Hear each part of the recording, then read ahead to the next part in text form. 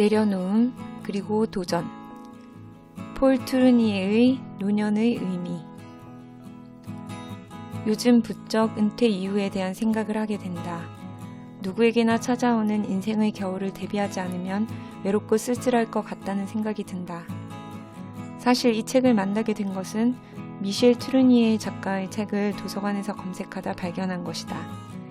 어딘가에서 추천하는 걸 보고 읽어보고 싶어 투르니에만 메모를 했다가 미셸인지 폴인지 몰라 두 작가의 책 제목들 중 가장 끌렸던 이 책을 가져왔다. 나중에 알고 보니 미셸 투르니에의 책을 읽고 싶어 적는다는 게 투르니에만 적어두어 일어난 일이다. 이 책은 무척이나 깊이가 있었고 내과 의사이자 정신과 의사로 풍요로운 노년의 세월을 보내면서 썼기에 공감 가는 부분들이 많았다. 기독교를 바탕한 그의 인생에 대한 철학적 고찰도 좋았다. 다음에는 미셸 투르니에의 책도 만나봐야겠다.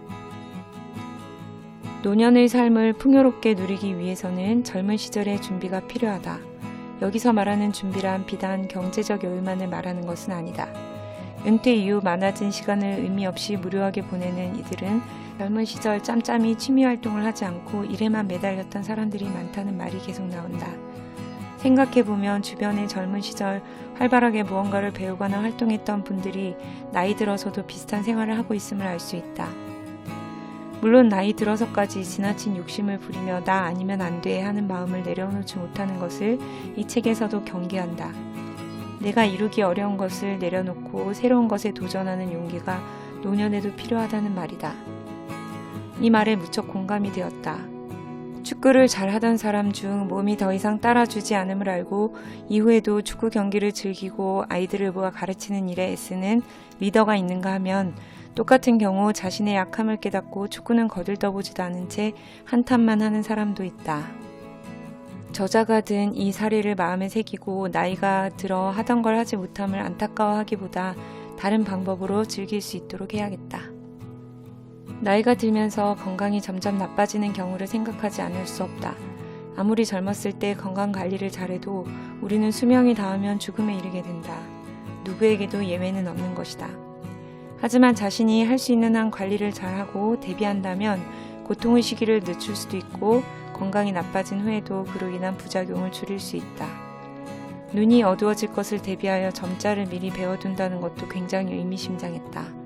물론 눈이 안 보이면 읽어주는 책을 들으면 되지만 시력이 약해지면 청력도 약해질 것이 분명하므로 점자는 매우 유용할 것 같다. 요즘 들어 세월이 너무 빠르다는 생각을 한다. 한 해 한 해가 순식간에 지나가는 것 같다. 학교 몇 번만 옮기면 십수년이 훌쩍 지나버리니 새 학교에 갈 때마다 연령대가 달라지고 두려움도 생긴다. 예전에는 멀티로 일 처리하는 것이 아무렇지 않았는데 요즘은 한꺼번에 일이 몰아닥칠 경우 두뇌가 멈추는 듯한 순간을 느끼기도 한다. 총기를 오래 유지하기 위해서라도 열심히 읽고 바이올린 연주도 계속해야겠다.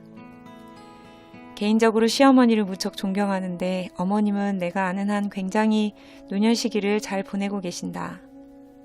젊은 시절부터 새벽 예배를 빠지지 않고 나가 자녀를 위해 지금은 손주들을 위해 기도하신다.